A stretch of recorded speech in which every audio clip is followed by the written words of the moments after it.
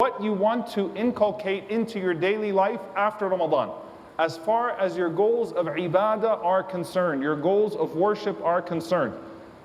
But I want to talk about the other side of that today, which is your character goals, your goals in regards to your akhlaq, and what that even looks like when it comes to Ramadan, and setting that from now, and why it requires a deep study of yourself from now so that you can prepare for where you want to get to, inshaAllah ta'ala, by the end of this month. And so I want you to imagine if there are two bars, you've got faith and you have khuluq, you have character.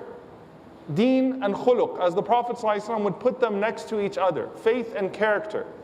What are the measures of the increase of your faith? And you could indeed look towards the Quran as a means by which your faith increases. And so you want to set goals for yourself, as you should. Siyam, fasting, naturally increases you in taqwa, which is, as the ulama mentioned, the foundation of faith, God consciousness. So your fasting increases your faith, and perhaps you want to start thinking about, inshallah ta'ala, how you want to start fasting after Ramadan on certain days of the month or certain days of the week. When you think about your charity and what charity does, it is the burhan, it is the proof of faith. So how much charity will I start to give now? And maybe I'll cause myself to be a little bit more inconvenienced so that after Ramadan I'm giving more charity, inshaAllah ta'ala. So those are measures of your faith. How much dhikr you're going to do. Every tasbih is so precious. Every subhanallah is so precious in this month of Ramadan. So much more precious. But maybe you come out of this month and you say, from now on, I'm going to say subhanallah, alhamdulillah, la ilaha illallah, Allahu akbar, astaghfirullah, wa la hawla wa la quwwata illa billah, Allahumma salli wa sallam ala nabiyyina Muhammad. These words of dhikr, maybe you'll say them 100 times a day from now on, or maybe even 1,000 times a day after Ramadan. So you have these measures here. How do you start to measure the other side of that, which is your akhlaq, and how deeply intertwined are they? And so some of the ahadith of the Prophet ﷺ in this regard, and maybe you can pay attention to the last few words of every one of these ahadith. The first hadith is from Aisha radiallahu ta'ala anha, where she says that the Prophet ﷺ said, إِنَّ مِنْ أَكْمَلِ الْمُؤْمِنِينَ إِيمَانًا أَحْسَنُهُمْ خُلُقًا وَأَلْطَفُهُمْ بِأَهْلِهِ. She narrates that the Prophet ﷺ said, verily the most complete of believers in faith are those who are most complete in their character and those who are most gentle with their families. Al-lutf is that you don't have an overbearing presence. When you bring joy with your presence to your family, gentleness, leniency. And so you'll notice first and foremost, by the way, the narrator is our mother Aisha radiallahu ta'ala anha. And the Prophet ﷺ is talking about something that's consequential to his character as it relates to his family. And what a beautiful hadith to be narrated from Aisha radiallahu anha about the Prophet ﷺ, who was only sent to perfect character. And so the first part of that hadith is usually quoted. And it is in multiple narrations. The best of you in character are the best of you in faith, but there's an addition that's also authentic. A clear manifestation of that faith is the lutf, is the presence that your family senses from you. And so the husband from the wife from the husband, the children from the parents, even of course the parents to the children in some ways. What is the presence that you bring to your family? And how does that represent your faith and your akhlaq, your faith and your character? In another hadith, that's narrated from Anas ibn Malik radiallahu ta'ala anhu. And we know who Anas ibn Malik radiallahu ta'ala anhu is. The one who the Prophet sallallahu alaihi wasallam took in and could have been easily exploited. And he narrates from the Prophet sallallahu alaihi wasallam, لا يستقيم إيمان عبد حتى يستقيم قلبه. That the faith of a servant is not upright until his heart is upright. So it's beautiful because the Prophet ﷺ always starts from Iman, because he knows that faith is what resonates with the mu'mineen first. That you want to get to a place of complete faith, start with this. And so your faith is not upright until your heart is upright. And he said, sallallahu alaihi wasallam, وَلَا يَسْتَقِيمُ قَلْبُهُ حَتَّى يَسْتَقِيمَ لِسَانُهُ. And his heart will not be upright until his tongue is upright. You can't claim to have good faith without a good heart, and you can't claim to have a good heart without a good tongue. And he said, sallallahu alayhi wa sallam, وَلَا يَدْخُلُ رَجُلٌ الْجَنَّةَ لَا يَأْمَنُ جَارُهُ بَوَائِقَهُ. And a person will not enter into paradise if their neighbor does not feel safe from their harm. Notice, by the way, subhanAllah, the immediacy of this. Who experiences your akhlaq the most? Those that are in proximity of you. And so you want to measure your character? Look at those who are in your immediate proximity, and if you are causing them harm, then that could harm your prospect of getting into Jannah.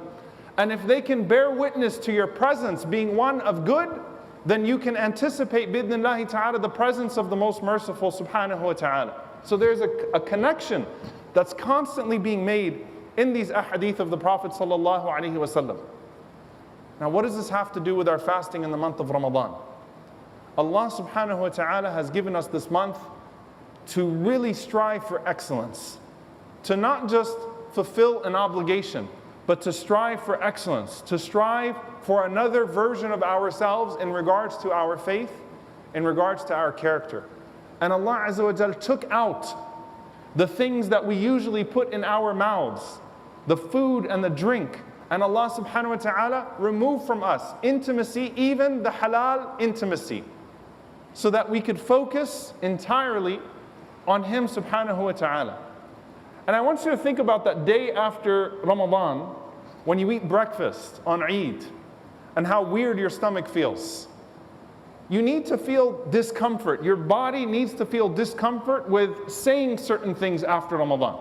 If you're not removing it now, then laysa lillahi haja. Allah has no need of your fasting. If you're not even avoiding those things with your tongue now, Allah's saying you're avoiding food and drink is pointless.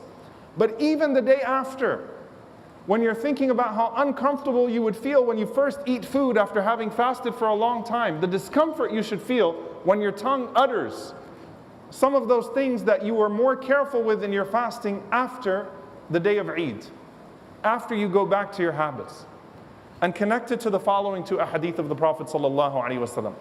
The very famous hadith of the Messenger sallallahu alaihi wasallam, قال عليه الصلاة والسلام من يضمن لي ما بين لحييه وما بين رجليه أضمن له الجنة. He said sallallahu alaihi wasallam, whoever can guarantee for me what is between their lips and what is between their legs, meaning the chastity of the tongue and the chastity of the private part, that they do not violate with those things, I guarantee that person Jannah. I guarantee that person Jannah. Think about that. I guarantee you Jannah. For what?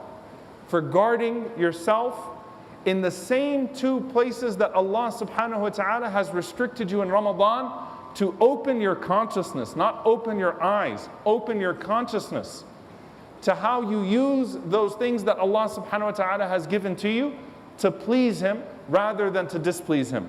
And in another narration, قال صلى الله عليه وسلم, or rather Abu Hurairah radiallahu anhu says, سئل رسول الله صلى الله عليه وسلم عن أكثر ما يدخل الناس الجنة. The Prophet صلى الله عليه وسلم was asked, what causes people to enter paradise most?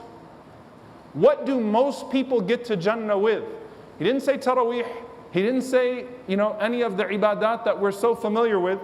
قال صلى الله عليه وسلم تقوى الله وحسن الخلق. Being conscious of Allah and having good character. وسئل عن أكثر ما يدخل الناس النار. And he was asked about the main things that cause people to enter into hellfire.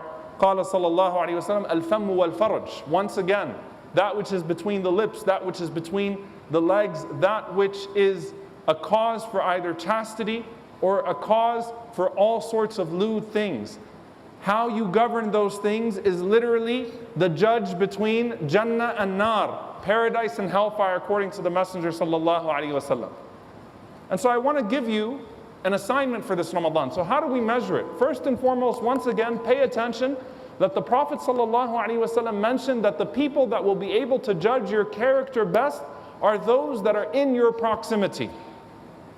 And so if I want to set character goals for myself, the first thing I need to do is be humble enough to identify my character flaws. And so I have a challenge for every single person that's here. Whether you're a husband or a wife or a son or a daughter, I challenge you to ask those that deal with you most to give you an assignment.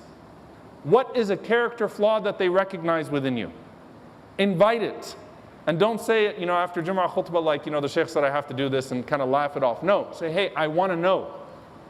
What have you noticed? And maybe this year's character flaw is different from last year's, because it might be that through a circumstance you developed a new character flaw, or a character flaw was amplified due to circumstance and you weren't paying attention. Every single person knows someone they can ask and say, I want you to give me one. Give me one, or give me three, but give me one for sure. Give me a character flaw that you've noticed in me and that you think I need to work on. Everyone, ask your spouse, ask your parents, ask your children even. Give me one. And then take it to the next level.